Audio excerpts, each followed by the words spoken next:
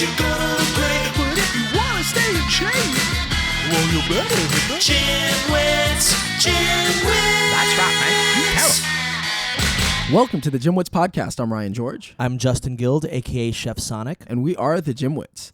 So it's been a hectic few weeks for Justin and I. I think we've been a little inconsistent with our posting. So I wanted to apologize first, just that we've been a little inconsistent the last couple of weeks, and things are smooth now, so we're back to normal schedules. Yeah, I'd like to apologize for Ryan's inability to post on time. Yeah, right. Well, your inability to upload episodes plays into it. But no, we've both been kind of at the worst possible. Typically, we have a few episodes in reserve, but both of us had issues over the last few weeks that caused us to not get as much up as we normally do. So we're back to normal. I think every schedule's okay through the holidays, and we'll definitely make sure to keep to our normal, schedule of getting at least one thing out on Mondays and then a second one if we can, especially with more cheat meals that we have getting together. So anyway. One thing I'll mention, I posted this on the website. So if anyone, we've talked a little bit about that I'm into 3D printing and Halloween. And so my dogs had an awesome Halloween costume. They were X-Wing. Yeah, one was an X-Wing from Star Wars. So if you go check out the GymWits Instagram or our website, thegymwits.com, I posted some pictures. I think like people would pay a lot of money for costumes for their pets that were that awesome. I don't know, it's a lot of work. Like the amount of if I were to the costume I made. How many hours did you put into it? A lot. You know what I mean? Like I started. I'm curious. Okay, in designing it, so I have to for 3D printing, you have to kind of model it in 3D first. So actually, first thing I did a 3D scan of my dog. So I have a 3D scanner. So I scan my dog. Second thing I do is then I start to model it, and then the third thing you have to print all the pieces. Then after printing all the pieces, I got to put it together, and that involves special glue and then screwing some parts together. Then after I glued it all together, I had to paint it, and then I had to paint it some more. I had to airbrush it to get it to be like a kind of a dirty white look. Sure. And then I had to then paint it some more to give it that really like authentic kind of like distressed look. So I mean, let's say total hours probably designing took me, I don't know, maybe 5 to 10 hours of design. That's a big range, but maybe about 10 hours of design work. Okay. Then printing, I mean, each part, once with the 3D printer, once you start a print, the print itself can take 24 hours sometimes or longer, but typically you don't have to be there for the whole time. So, but let's say printing time, I don't know, took up maybe total of 48 hours with mistakes and stuff, maybe more, probably more like 60 hours of printing time. Okay. But then actually putting it together, that was another few hours, and then painting was another. I mean, the whole process, I started it in January knowing that it would take me a long time. I wasn't working on it since January, but like I started designing. You were doing like a little bit of experimenting as you go, right? Yeah, you do some experimenting. So and assuming that this was an hourly job, like if this was a job you were doing for someone. If someone said, this is what I want, and that finished product is what they wanted, between material. Say it took you $80, right? 80 hours, right? I'd say 80. Well, then not including them putting the thing together, and I would say, I would just say what I would charge for that would be, I don't know, probably. All right, say 100 hours. Okay. All right, 100 hours. 100 hours. 100 hours into it. That's a lot. But let's say something. Okay, yeah. 100 hours. That's not that much. Okay. It's a few days. I mean, that's like, that's it's day. It's like a week or so. Yeah. Oh, no, I wouldn't. No, I'm not going to say it's 100 hours. That's a lot of time. I definitely didn't put 100 hours into it because you're counting the printing time. No, okay. In the hours. So we're not counting the printing time. Labor time. The labor time. Look, okay. I don't. Take a safe estimate that seems reasonable. It's hard to say. We're so 80 off hours. track. 80 hours. No, I would say let me just restart this. So let's say design time. Let's say 8 hours. Let's see. We split the difference. 8 hours of design time. Okay. Then actual work with the printer, like to get the thing printing, not including the actual time it's printing. Let's say another 6 hours let's say about 3 hours of my time that I was actually messing with the printer, getting things. This was pretty simple. So not simple, but I didn't spend a lot of time. So what are we at? We're 8 plus 6. We're at 11. 11 hours. Okay. No, you said 3. You said 3 hours. So okay. We're at 11 so far. Okay. Then putting it together, that was another 2-3 hours. Let's say 3 hours of actually putting the thing together. Then the actual painting time, because I had to do coat after coat, we're going to say another, I'd say about 4 hours worth. I had a lot of work painting it. And then actually I would add another hour and a half to 2 hours of scanning and then editing the scan to make it work for him. Okay. So let's say, so we got 20 hours. or so. I wouldn't charge. I would charge by the project, and for that project, if someone said I want that, I mean that would be at least $1,000. Okay, so you said but there was more time than you put in. Oh yeah, that's why it's hard to add just quantify it. estimate more time. We say another 20 hours on top of this. Yeah, I guess. Maybe. All right, so I don't know. we'll say we'll say you worked about 40 hours, right? Okay. So now, if you make that, so because you're at home, let's say you charge, $50 an hour, right? That's $2,000, right? Yeah. Right. So, would you be happy with $2,000? Sure, I wouldn't charge $2,000 for that. I think I would charge more like that sounds a like $1,000 for it. All right, so $1,000, right? But Really which only is $25 who's going an to hour. pay that for a dog's costume? That wouldn't try to make it themselves. Like that's a lot to spend. But this is not the type of thing that a normal person would get. This is something that like a celebrity or someone who's very wealthy wants a crazy. Okay, yeah, like fair enough. Because think about the quality. The costume is custom made. Yeah, 100% custom made, and it looks ridiculous. It looked amazing. There are people that would pay that just have a lot of money fair enough. that want a boutique custom costume for their pet. I could see it. Fair enough. Okay. People spend. I mean, you think spending a $1,000 or $2,000 is a lot on people's pet? Like You're doing a good job pets? selling this. But you're right. No, fair enough. Some people would spend a lot. Yeah, thousands on their pet. If you can afford it and you really wanted a great costume for your pet, sure, it's custom work and But so I was just saying kind of what I would charge if I were to charge for it because I like I said I've done some 3D printing work on the side and so like but like I mean this is barely 3D printing work. This is just you being a costume maker, designer. However you do it, it doesn't matter. I don't know. Yeah, I guess. I don't know. Definitely, it was a hit. We went to the Tompkins Square Park Dog Parade, which is probably the biggest one, maybe in the world. Yeah. There are thousands of dogs, and it was cool though because we didn't win. But my point of contention with this, I'm sorry if you're listening for fitness advice, you're getting Halloween dog advice. But so basically, so here's the thing, like not to brag, but I feel like we had the best dog costume there.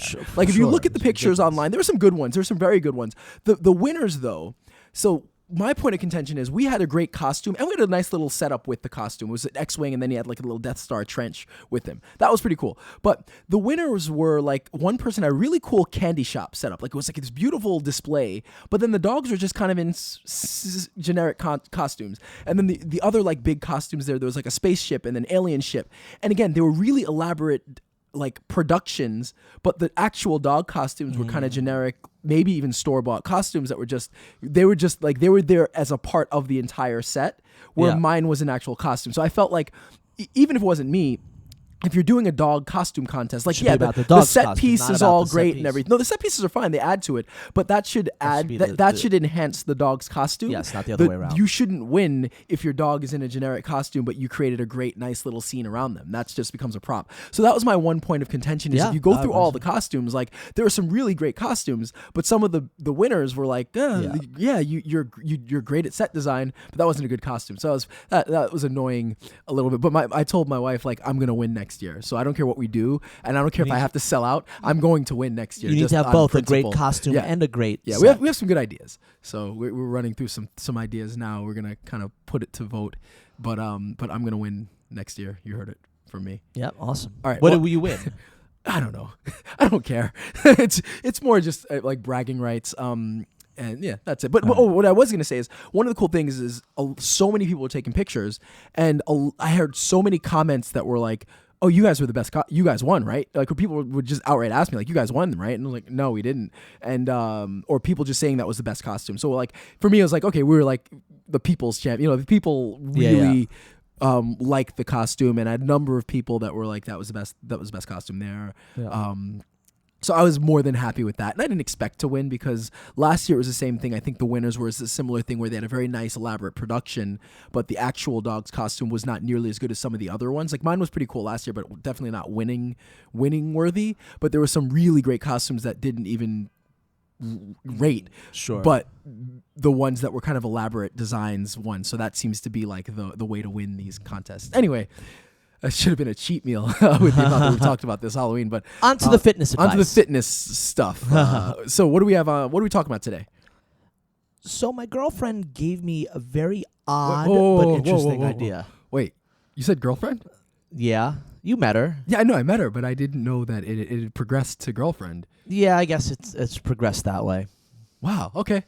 So thanks for telling me. Oh, I thought you knew. Our audience knew this information at the same time as I knew. All right. Well, I mean, I knew you were thought you dating knew. her, but I didn't know that it had progressed to that. Well, cool. Good. I think. Well, she mentioned it to you as well, right? No, she her didn't. idea. Oh no, wait, what? Huh? The idea of taking a shower before you go to the gym. Yeah. Okay. So her reasoning is that after the shower, she feels great. She's like invigorated. And then when she goes to the gym, she has a lot more energy. I think she really likes to take a warm or a very hot shower. So I tried it one time. I was like, oh, what do I have to lose? Mm-hmm. And sure enough, it worked well. You feel good after a shower, like the endorphins are going and you're sort of ready to conquer the world. And of course, yes, you get sweaty again, so you take another shower. It doesn't have to be a long one, but it really worked. So it got me thinking, what are some other pre-workout things that get you going? Mm-hmm.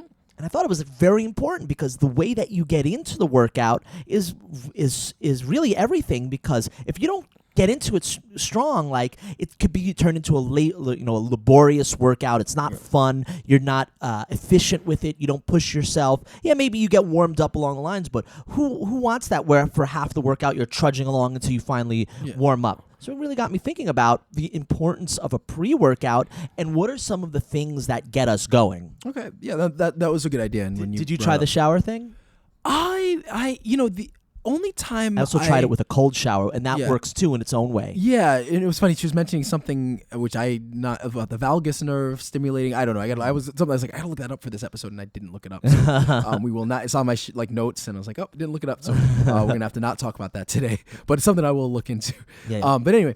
I've never intentionally taken a shower because to warm me up for workout, but occasionally when I started doing Brazilian Jiu-Jitsu not too long ago, and Brazilian Jiu-Jitsu is grappling, and so you're grappling and rolling around with another human being. So I think it's only common courtesy to not be a sweaty mess prior to Unless starting. You want to be like Matt so you will end up becoming a sweaty mess. Yeah, when he would not shower for days, and he would train and be nasty just so he'd be extra smelly, so that it made his opponent uncomfortable. Yeah, well, you don't want to do that to a training partner. So yes. So if I was a long day, especially in the summer, and I'm already gross and sweaty, I would go and take a shower just to be clean before I start training.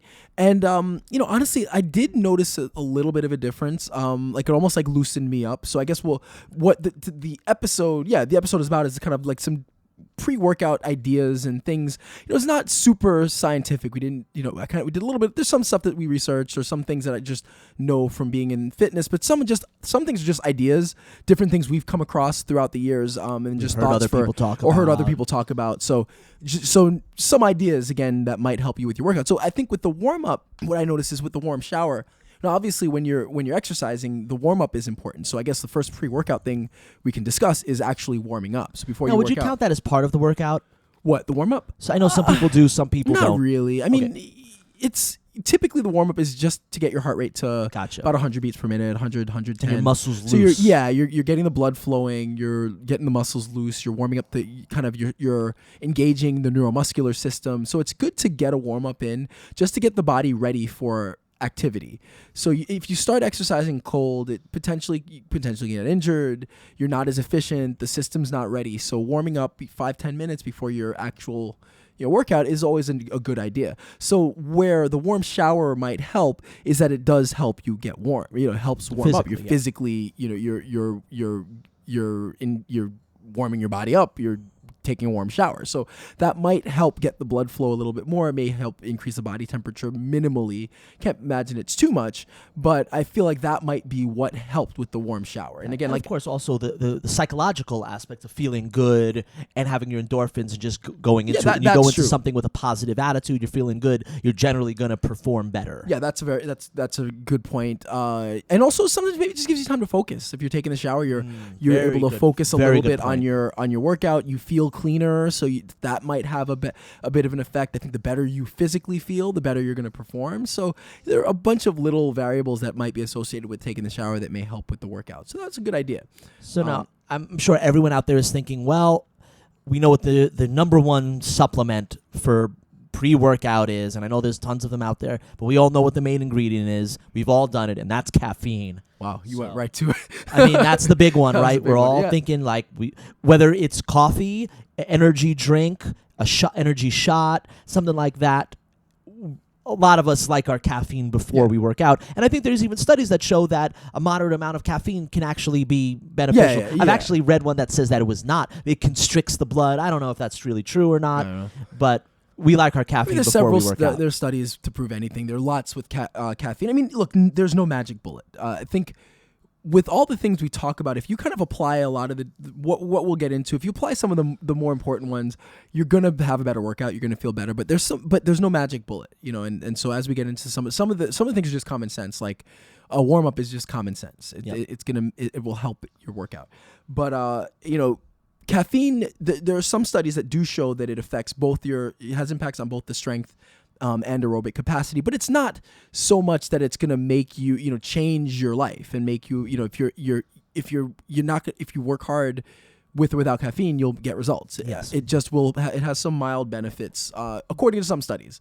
Well, I think that physically, yes, you know, it gets you hyped a little, maybe it gives you a little energy. But for me, with caffeine, it's always being awake, being alert, and being focused, and like just sort of being amped a little bit. Yeah, so those are the other benefits of caffeine, right? Yeah, you mentioned them. So you're to me, more that's alert. much more important than the physical It'll aspects. increase your focus. Now, well, there's and also another thing that some studies have shown is that it also decreases your post-exercise soreness. So the soreness after exercise, caffeine also helps with. But the only thing to consider is everybody has a different response to caffeine. Yes. So while like for me, I drink lots of caffeine, and I do feel an effect when I work out. Some people it's too much, and it increases their heart rate to a point where they're jittery, or it's elevated too much, and they don't feel good, and they can't focus. And so, you know, while caffeine does seem to have some benefits with exercise, it is very person specific. So you kind of have to figure out for yourself, does it work for you? Maybe for some people, like, coffee's too much, but maybe, you know, certain kinds of teas might help, or some people, like, I know people who, like, if they drink a Coke, they feel the effects of the caffeine. For me, that's a joke. Like, really, like a Coke. So everybody's different with how they respond to caffeine. So I think that part does have to be taken into account. But yes, caffeine is one thing that for pre-workout does seem to be beneficial. Also, again, another thing to consider is how much caffeine you drink. Again, throughout the day. If you're drinking 5 cups of coffee a day, you know, it's going to have a minimal benefit to you. You likely have built an adaptation to it.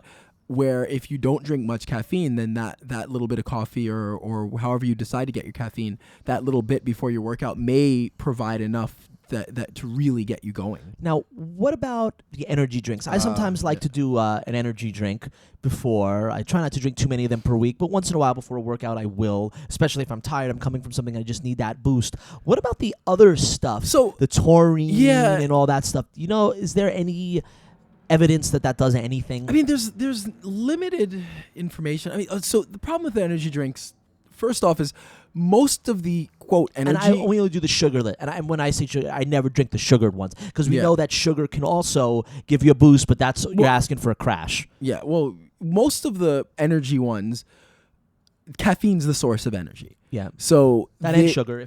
But it's not going to give you that jolt that you're gonna you might feel. Maybe it will. I shouldn't say that. Some people do, but yeah, they're loaded with sugar.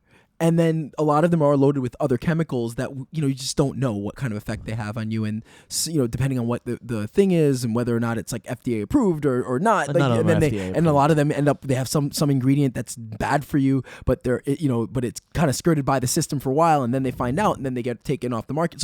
So I just would be wary of a lot of the energy drinks because there's loads of chemicals in them. And a lot of times, like as far as a pre-workout, you know, my pre-workout drink would be coffee, like an iced coffee with milk and honey, and that seemed to do it. You know, you had the sugar from the honey and a good source of it. The caffeine with the coffee, and that would work well for me. Right. You could do like homemade Gatorades too. That sometimes would help within the workout.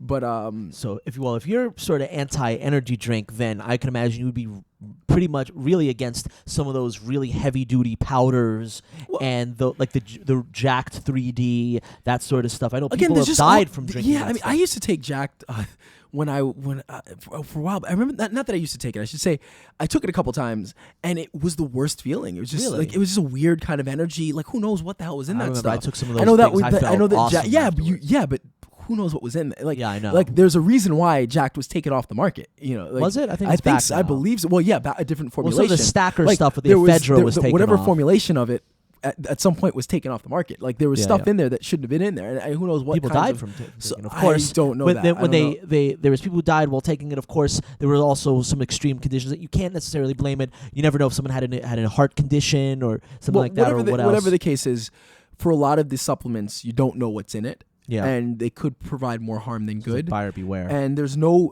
real magic bullet. So outside of like, if you just go the extra mile and you're like, well, I'm going to do some illegal drugs. Yeah, sure. There's some things that you can probably find that might provide that. But as far as just going to this, GNC and getting something, it's like, there's not much, even supplements, there's not much research on supplements being super effective. We've got, there is one supplement that we know is used by professionals and can provide a boost and provide different things. Creatine. Well, yeah, we've both taken it, and we saw. We were 16. But I took it a little bit later, and I never noticed it giving me bigger muscles, bigger growth, but I noticed that it gave me a boost. I mean, okay, so the thing we're not registered dietitians, so we want to be careful with how much we talk about it, but again, as I said, there's limited information on supplements, on all supplements as far as just go. Now, there's some studies on creatine, and creatine does seem to have a mild benefit for a short period of time. Yes. And basically the body adapts to it. So again, it's not going to make, it helps with strength. And it's useful. It can be useful, or studies have shown it to be useful initially, but it's got a limited effect. It's not gonna make you super strong. It's not gonna change your life. So yeah, while it might be mildly effective, it's okay. But then, otherwise, outside of that supplement, the only things that really may or may not be effective, you got like protein supplementation, but that's only effective if you can't get protein in your regular diet. So Gotcha. if you're vegan, or if you're vegetarian, or for whatever reason you can't get a normal protein amount of protein in your diet, protein supplementation can be helpful. But otherwise, it's not. Then there's like even multivitamins. Like there's some studies now coming out that are questioning whether or not multivitamins are effective. And then you have. I've never felt that getting vitamins through a pill. I mean, if you get it ever in helped. the best way is get it through food. But then the only other supplements that seem to have any real research behind them being effective would be like fish oil, potentially amino acids, vitamin D, calcium, and fiber. But again, if those are all things you can, those are things you can get in your regular diet. Yes. So if the most effective thing is to get it in your diet, and we can talk about this more with a registered dietitian who can really hone in on each individual one and tell us why and how and what the best way to go. But it looks like from most of the research that supplementation is not going to be the be all, the end all. Like if you're eating the right diet, and we're going to get to water, if you're drinking the right amounts of water and another thing we'll get to is sleep, if you're doing all that, then you're not going to need supplementation to affect, to help with your workouts. All right. So speaking of water, what is really so important about it in terms of your pre-workout? Like, why do you have to drink a lot of it? Can you drink just while the workout or afterwards? Does it really make a difference? So staying hydrated, obviously we've talked about the importance of being hydrated, but it is important to have water prior to a workout. And there are studies that show that it will help to increase performance, both drinking before and during. So basically, I'll give you a quick rundown of the recommendations for water. So 2 hours before you work out, you should actually have, they say, between 15 and 20 ounces of water. This is 2 hours before, which most of us do not do. And then 15 minutes before you work out, you should have about 8 ounces of water. And then the recommendation is you have 8 ounces for every 15 minutes of exercise. So it's a lot of water and a lot more than I think most of us drink, certainly more than I drink. But when I actually make myself do it, I feel a difference. Like there's a difference in my performance. I feel better. I'm able, like my endurance is better. So, again, maybe that could just be like kind of a placebo, but I do feel the difference. And so, yeah, definitely as far as your pre-workout, hydration should be incorporated into your pre-workout routine more so than just like, am I drinking water today? Like we don't think about it too much. So I definitely incorporate that into the pre-workout routine. Interesting. So, and I know it's something that I don't do enough of. I really have to be drinking more water throughout the day. Yeah. And it's something I've actually been trying to make a better effort to. Yeah. So now, well, we know what the sort of the big one is next, and that's food and your nutrition. So, sort of an interesting story. When I lived in Astoria, I would love to go to Brooklyn Bagel. That was one of my favorite places to go for like lunch. And on certain days, I would always work out around 4 o'clock, between 4 o'clock. Mm-hmm. So I would always have my bagel around 12, 1 o'clock. That was my lunch. And, I really looked forward to it. And for whatever reason, I would also have a coffee with it.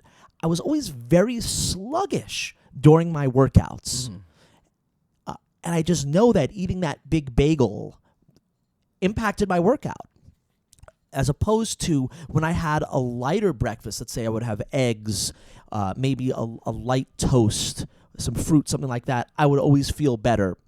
Yeah. So food can so affect your workout, when you're eating, what you're eating, the quantity, if you're not eating enough.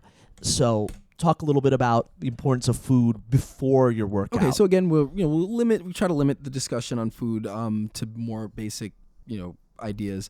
So we're talking about pre-workout. So we're not talking about like what do you have throughout the day or your meal. We're kind of talking about what's going to be the most effective for your workout. So I think for most people, a large meal is counter to having a good workout. The digestive system's working. You may feel weighed down. I know for me, and as I've gotten older, I noticed when I was like in my early 20s, I could eat an hour before a workout. Then as I got like late 20s, 30s, it was like 2 hours. Now I'm like 35 and like I need like 3 hours between like a substantial meal and workout, even more sometimes. But as far as like pre-workout, we're talking about like, let's say if you're going to have something like something 30 minutes before a workout, like what would be good? And just the idea would be things that are of a low glycemic index. So basically just meaning that there's a slower release of energy, slower digestion, so that actually kind of gives you the energy. So something with a high glycemic index might give you a quick burst of energy, but then you crash, versus something, like an apple is a good example of something that's got a fairly low glycemic index, that is a slow burn, like a slow release of energy that will be sustained throughout the workouts, especially if you're doing a harder cardiovascular workout or conditioning workout where you really need that energy to last. Having like an apple would be good. Now also the other thing to consider are antioxidants, which are supposed to fight stress and especially from exercise. Exercise is stress on the body, so that's something that could potentially help. There's limited research on whether or not how effective it is for your workouts, but those are maybe the two things I would consider in like a pre-workout meal would be what's got a low glycemic index and what's going to help fight stress. And then some recommendations like a trail mix is good. Nuts. Greek yogurt can be good. Certain fruits are going to be good. Banana can be good. Oatmeal can be a good pre-workout. So those are just some examples of things. But like I said, those are the things that you want to consider when you're dealing with like what kind of food am I going to have pre-workout. So definitely heavier in sugar is going to help, but of a low glycemic index will be a little bit more effective for your workout. But again, as you mentioned, I wouldn't recommend a substantial meal. Just because that tends to diminish the performance. But so everyone's different. I know some people who can eat a massive meal 30, 40 minutes before workout and they're fine. Can't do that. But from my experience, that's the exception to the rule. What about an energy bar? Those things that you always see. A lot of them tend to be very loaded with sugar. But if you have no other options, they're not going to kill you. It's better than nothing. Well, is it better than nothing? Well, it depends on what it is and what's in it. If you need energy, it's better than nothing, unless it's something that's just crap. I mean, look, I've heard nutritionists say, even a Snickers can be good pre-workout. Sure. So having energy is better than not having energy. So, in general, unless whatever you're eating is just loaded with just like literal junk, or just stuff that has zero nutritional value, then an energy bar is gonna be better than going into the gym, hungry and with a lack of energy. So Now, what about that going into the gym hungry? Is that not? There are those ideas like, if you do cardio on an empty stomach, you'll lose more fat, and there's the idea being that you, without the sugar in Does your your body system, work that way? So the idea I know we may is- not be completely qualified to say that. So- I read an so- interesting report on the whole work doing cardio before you eat. Yeah, so It basically was mixed results. Yeah, it's in theory you burn a higher percentage of fat.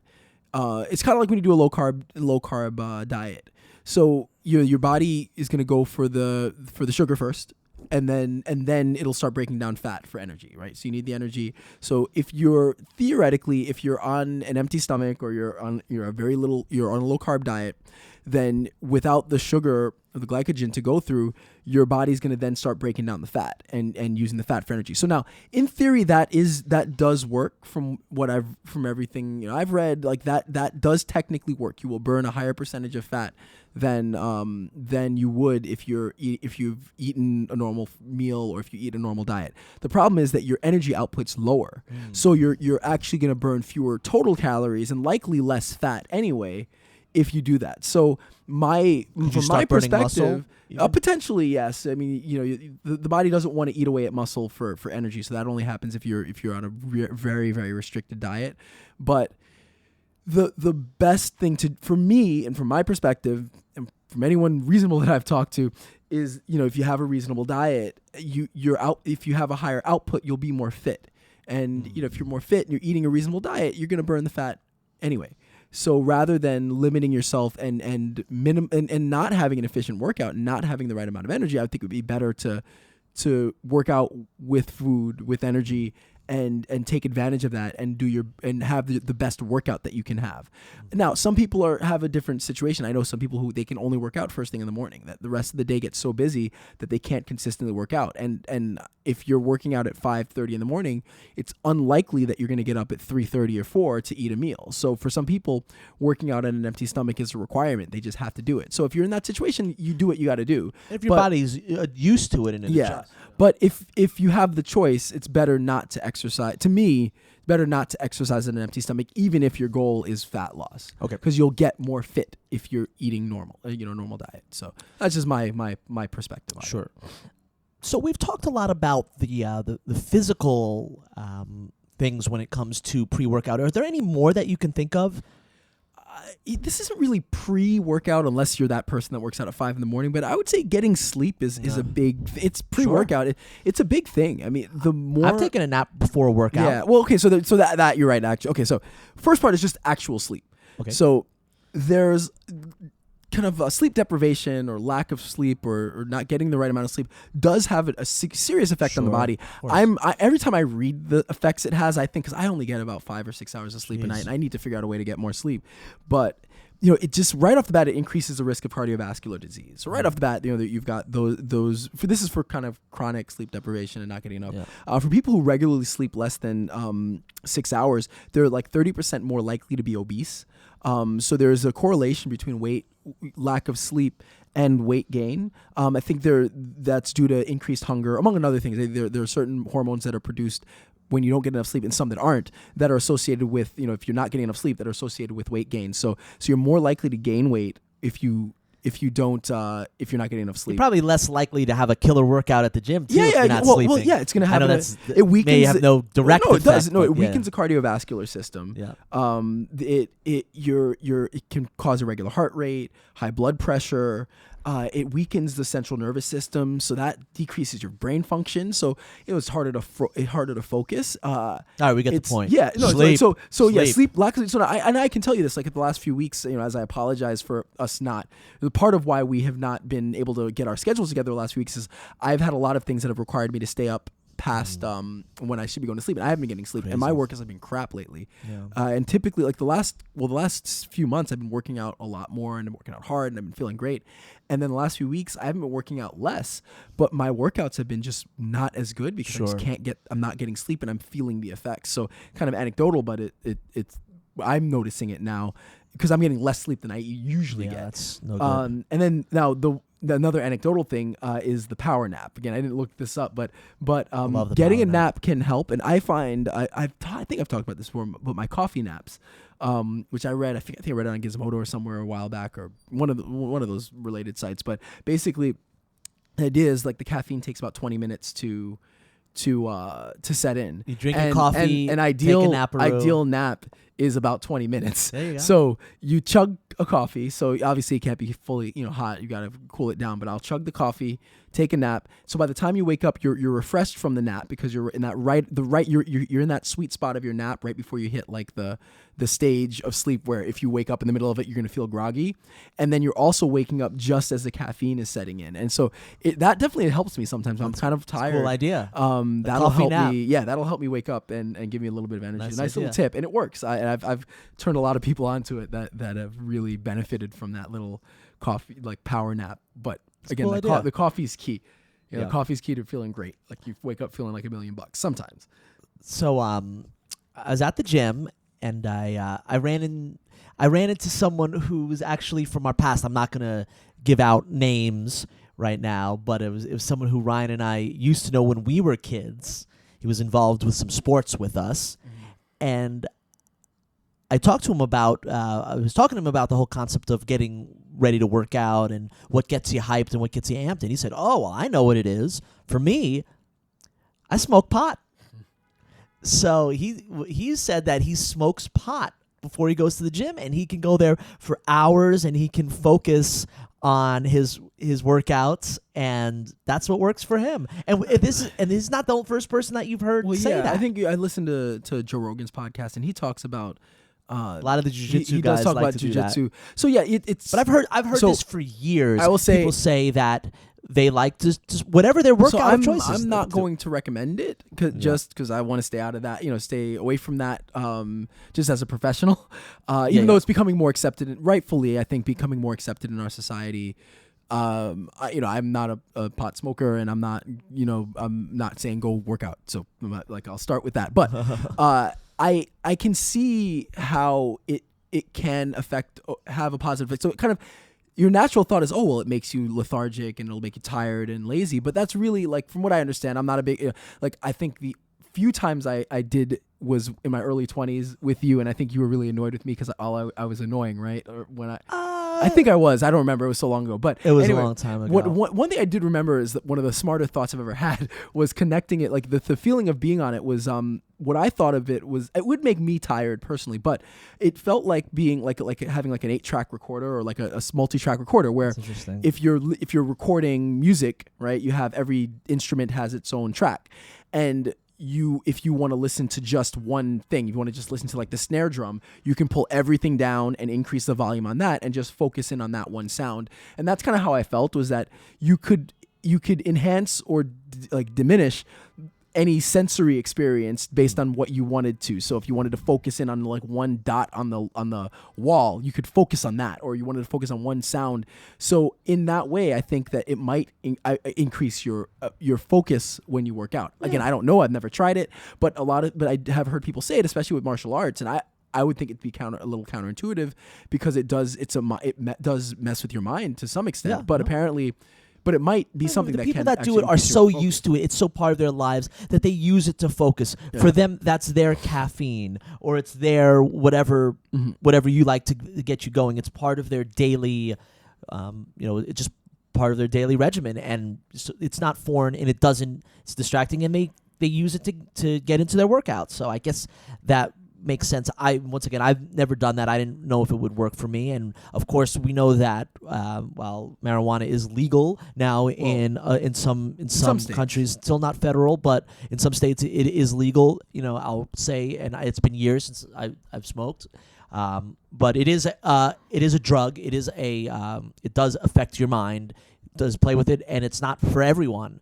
So those people will swear by it. Other people could never imagine doing it, and you have your own body, so you'll make the decision that's best for you. Yeah, I don't know. I think I wouldn't recommend it unless you really know how your body reacts to it, because it's just I've never done it. It's one of those things that, like, it for always me, felt weird for me. Like I said, for me, while I had that experience of it being able to change how I focused, I still was incredibly tired. Like, it made me. That was the thing. I didn't like it because it was just it would make me so tired. So again, if you do it, but otherwise, I would not recommend trying that out as something. But interesting. That was an interesting thought that's what he does to get him motivated. Well, and sort of similarly, I remember years ago when we used to work out at Dolphin Fitness up on 95th Street and Columbus. There was a guy there, I think it was a kickboxer, worked out. He would tell me that he would take a shot of tequila before he... that I would definitely... I don't see I would never do that. But that. You know what? Maybe he drinks a lot and it's just he has a high tolerance and just a little tequila just gets him going. A lot of it is psychological. Like, what about like listening to music, like listening to aggressive music before or something like that. I used to do that. No, that makes a difference. So what kind of music? But you don't like music anymore. Just in general, yeah. Okay. No, I'm kidding. Yeah, no, I mean you don't like listening to music for workouts, right?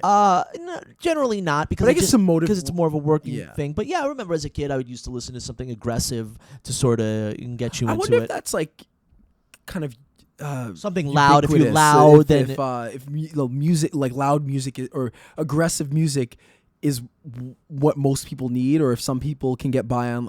Like, I remember there's a guy at a gym. Some people listen to classical music. Yeah, exactly. Yeah, if that's what that could get, if that gets you amped in whatever way, I could see that. Like, if it's something that if that inspires you to go do it, sometimes I'll watch videos. I'll watch. What videos I watch? Like HBO's that 24/7. They're boxing. Yeah. They used to do the boxing documentary prior to big fights, and it was always one of the best produced shows on TV. Great.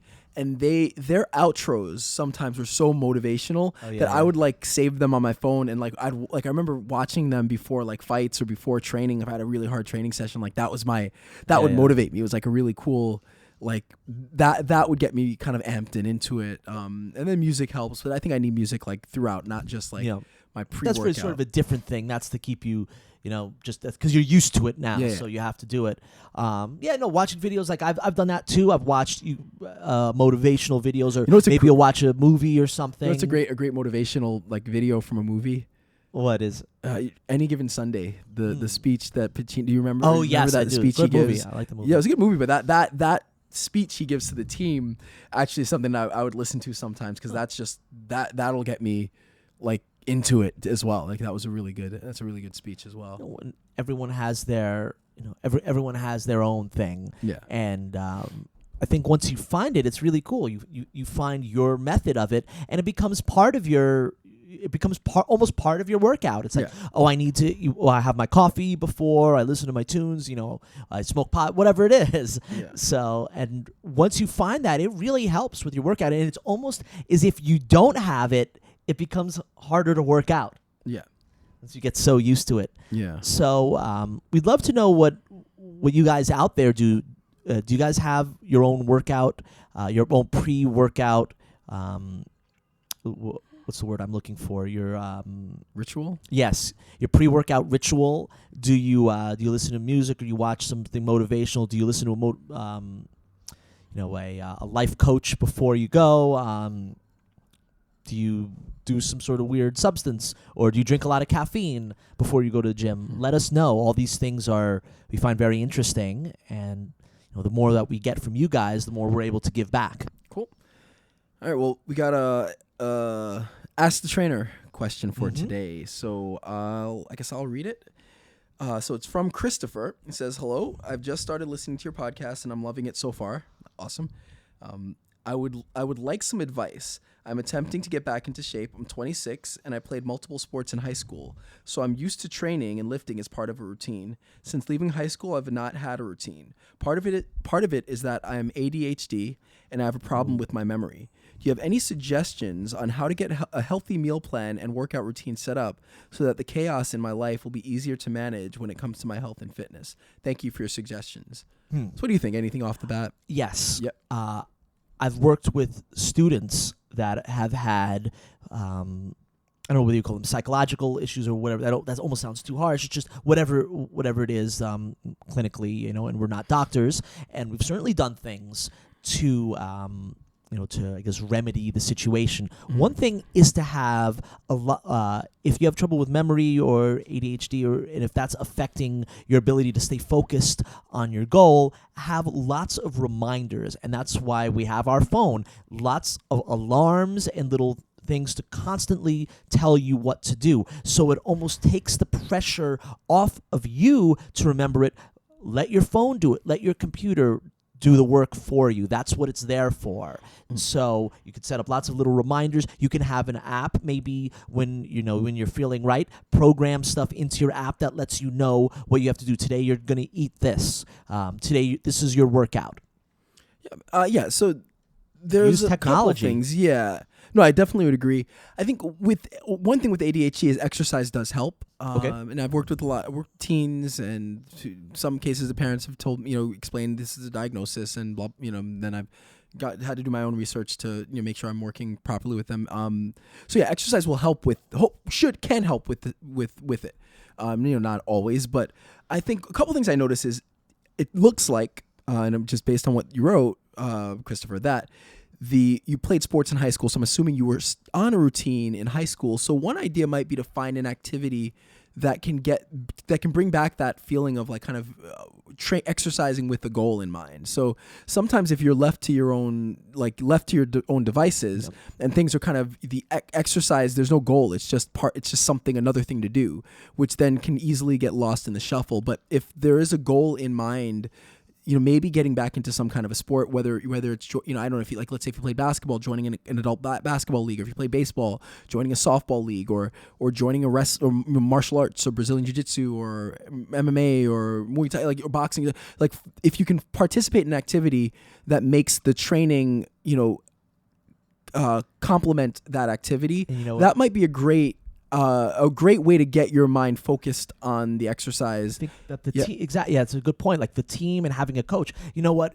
If you're looking to get in shape, we don't love this group, but maybe for Christopher, they would be perfect, and that's CrossFit. Yeah.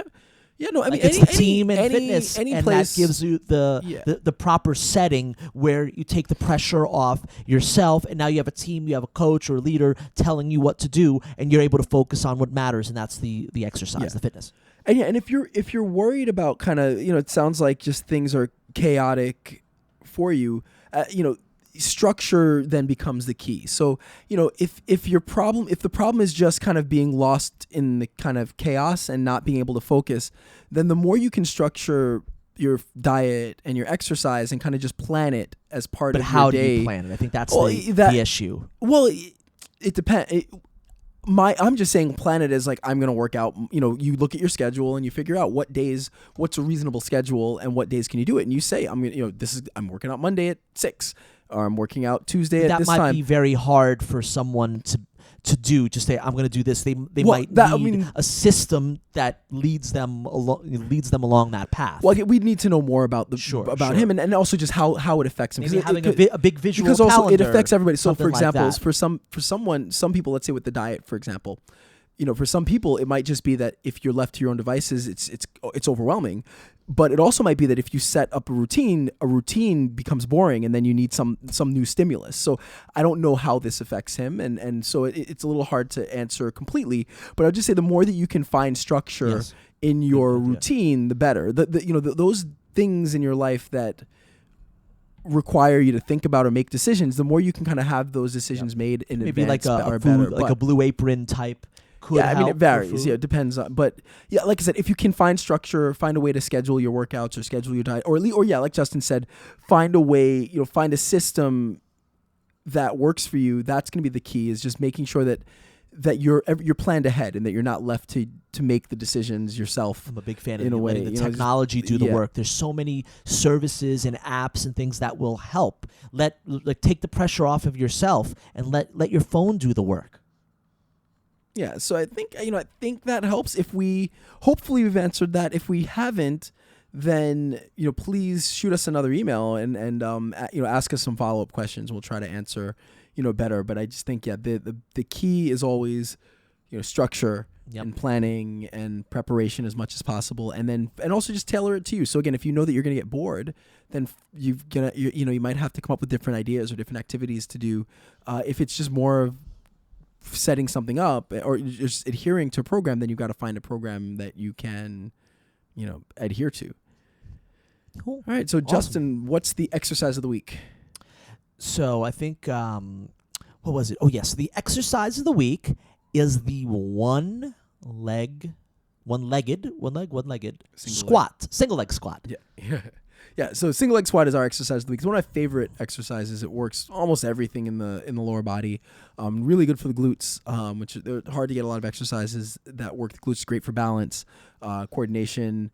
One of my favorite exercises to work with almost any client. So You don't really need weight for it, but of Don't course need you weight. could enhance you it can, with but weight. You really don't need it. It's really such a tough exercise. do in it at itself. home. Get full range. It can be hard. So it can be done at very short range. It can be done at full range. So it's just really, really good, fun, effective, and useful exercise for a number of different Awesome. outcomes, I guess. Yeah. And always do a one-legged squat. That was always part of my home workout when I couldn't get to the gym. Obviously, you do your push-ups, your crunches, maybe a plank, something like that. One-legged squat were always part of it. All right. Well, I guess that's it. As usual, all of our stuff is at thegymwits.com. Again, if you want to check out the Halloween costume, it's on the website gymwits.com or on our Instagram, which is, I think it is _GymWits. You can find our stuff on Instagram. Awesome. And that is it. I'm Ryan George. I'm Justin Guild, a.k.a. Chef Sonic. And we are the GymWits. GymWits.